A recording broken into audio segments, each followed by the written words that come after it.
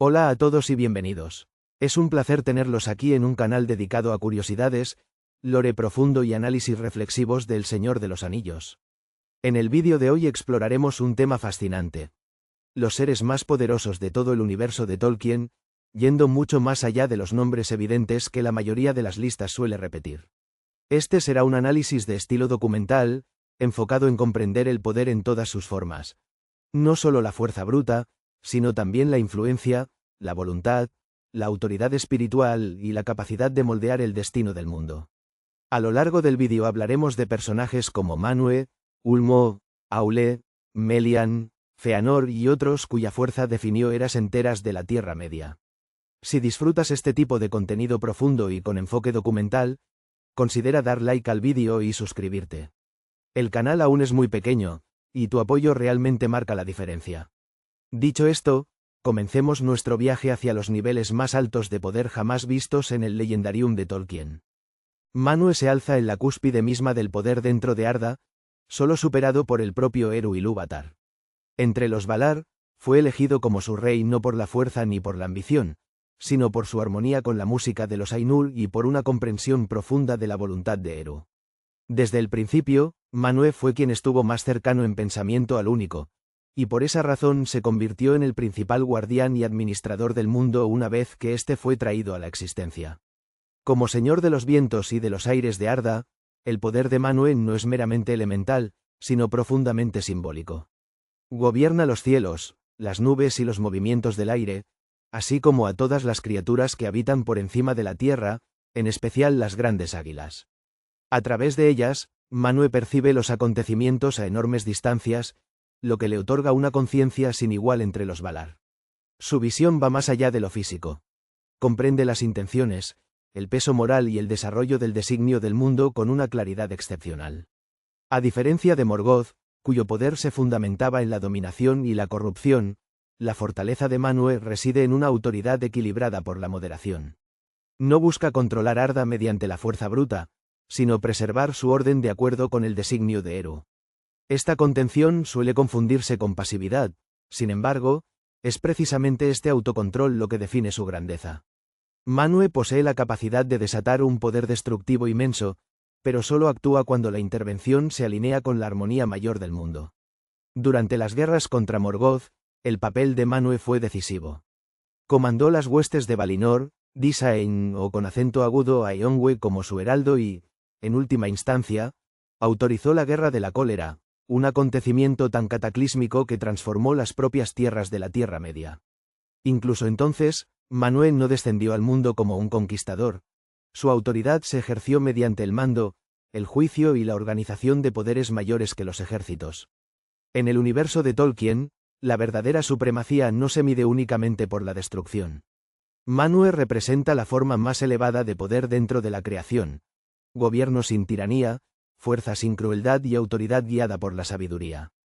Por esta razón, entre todos los seres que velan por Arda, Manwë permanece como una de las entidades más poderosas que han existido jamás.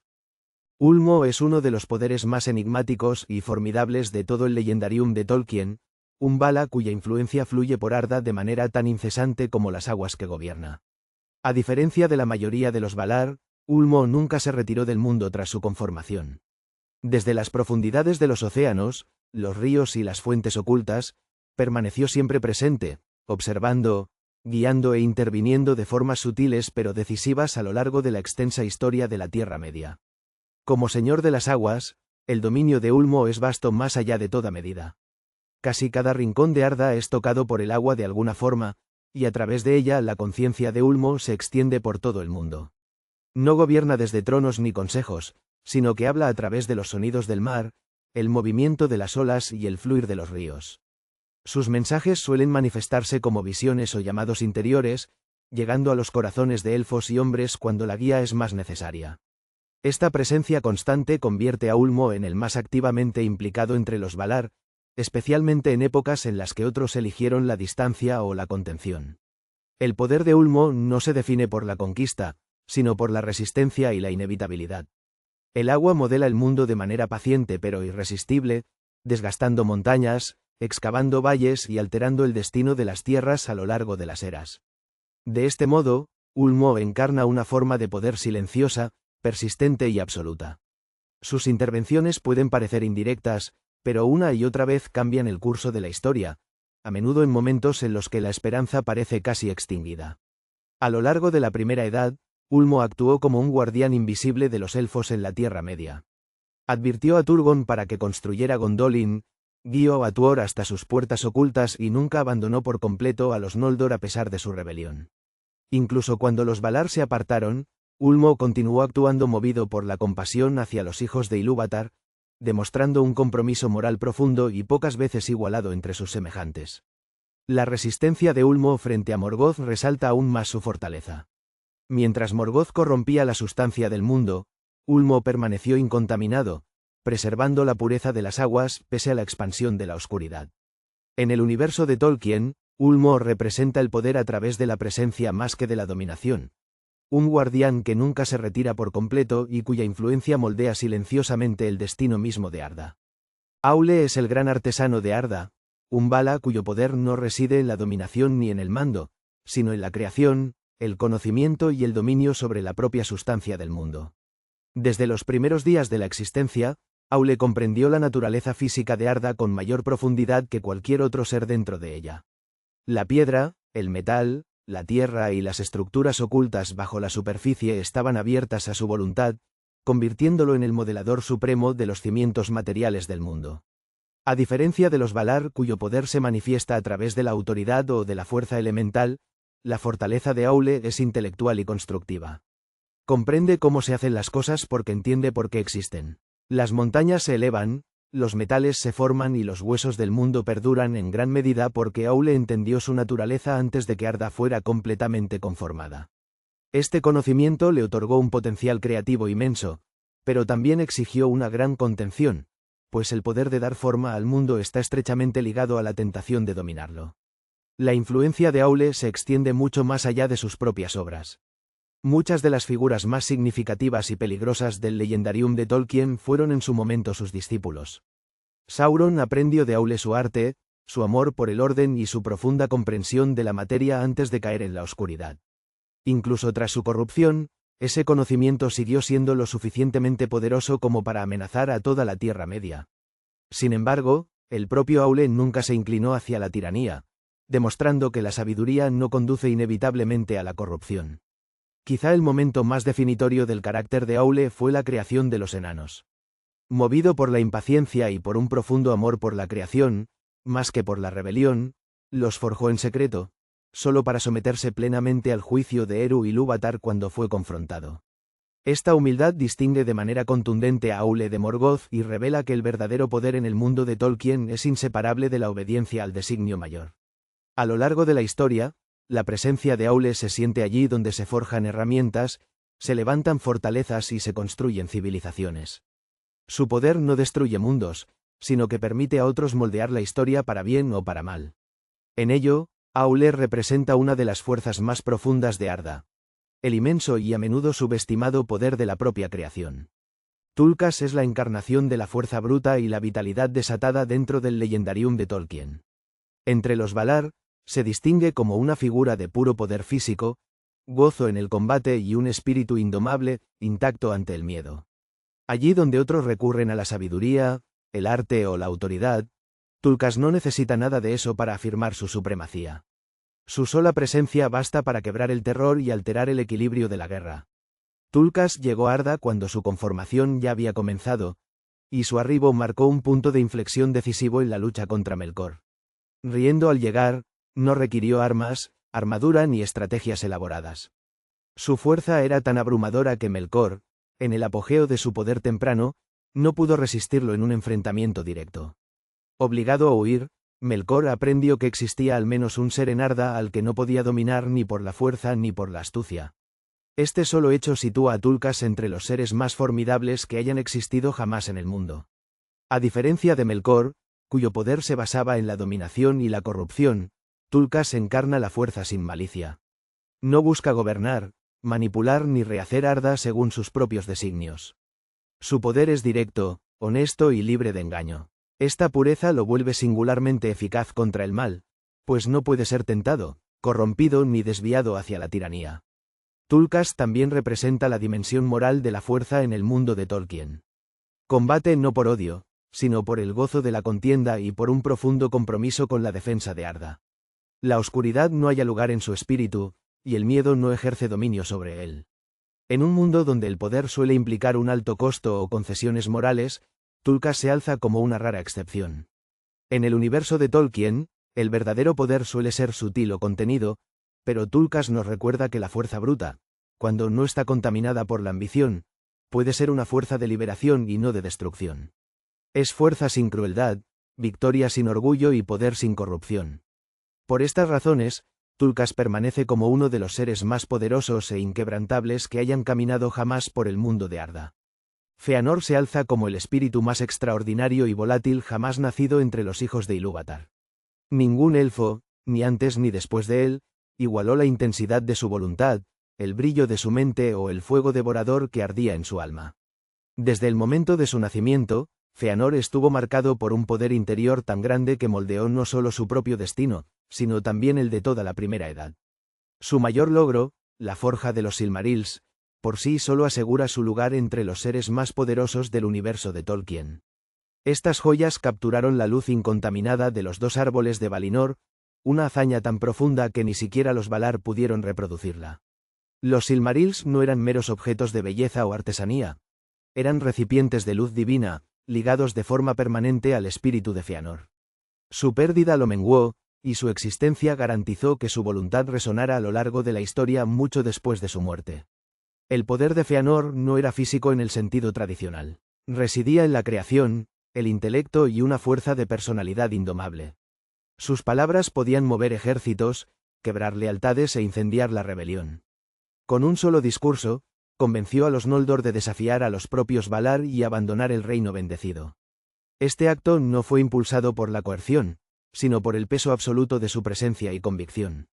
Sin embargo, la fortaleza de Fëanor era inseparable de sus defectos.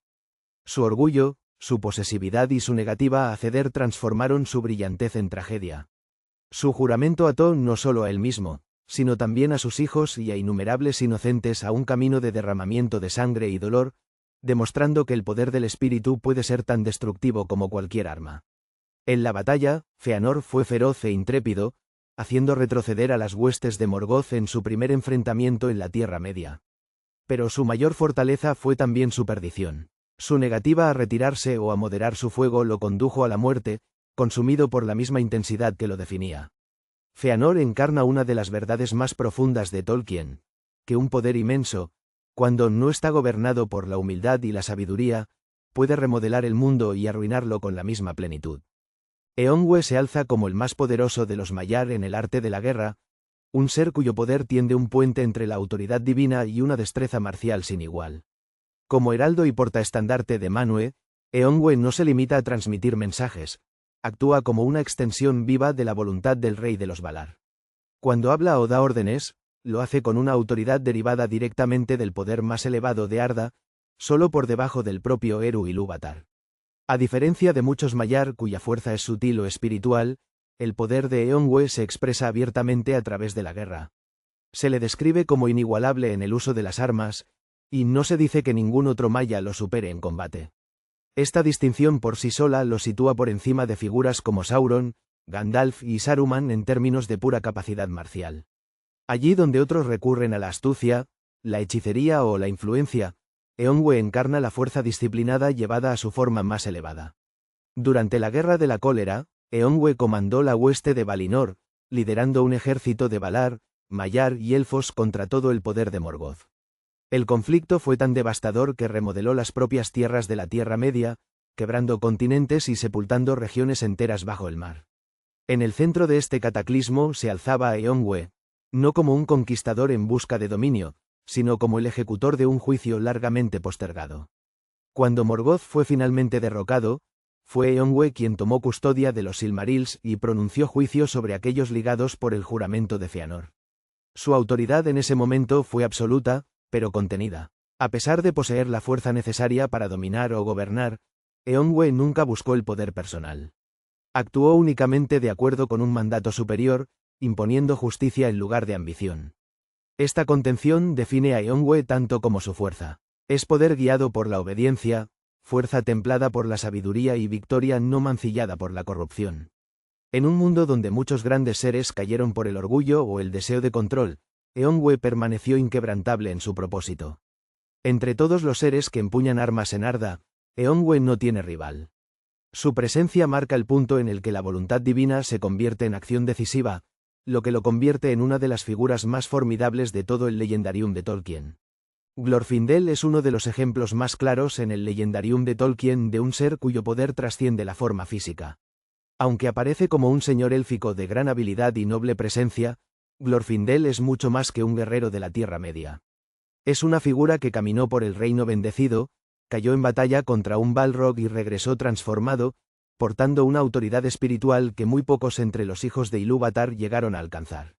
En la Primera Edad, Glorfindel fue capitán de Gondolin y uno de sus más grandes defensores. Durante la caída de la ciudad, se enfrentó a un Balrog en combate singular sobre un peligroso paso montañoso, sacrificando su propia vida para destruir a la criatura y asegurar la huida de los refugiados que escapaban de la ruina de Gondolin. Este acto por sí solo le habría asegurado un lugar entre los mayores héroes de la historia élfica. Sin embargo, lo que verdaderamente distingue a Glorfindel es lo que ocurrió tras su muerte. A diferencia de la mayoría de los elfos, Glorfindel fue reencarnado en Valinor y más tarde enviado de regreso a la Tierra Media por los propios Valar.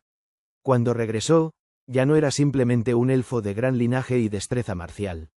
Se había convertido en algo más cercano a una presencia viva del Reino Bendecido, investido de un poder y una autoridad que irradiaban hacia el exterior.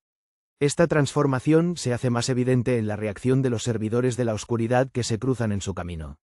Los Nazgûl, seres que inspiran terror tanto en ejércitos como en reyes, huyen instintivamente ante Glorfindel. No lo perciben como a un guerrero al que desafiar, sino como una amenaza espiritual muy por encima de su capacidad de resistencia. Su sola presencia altera el equilibrio del poder, revelando que su fuerza no reside en la dominación, sino en su alineación con la luz misma de Valinor.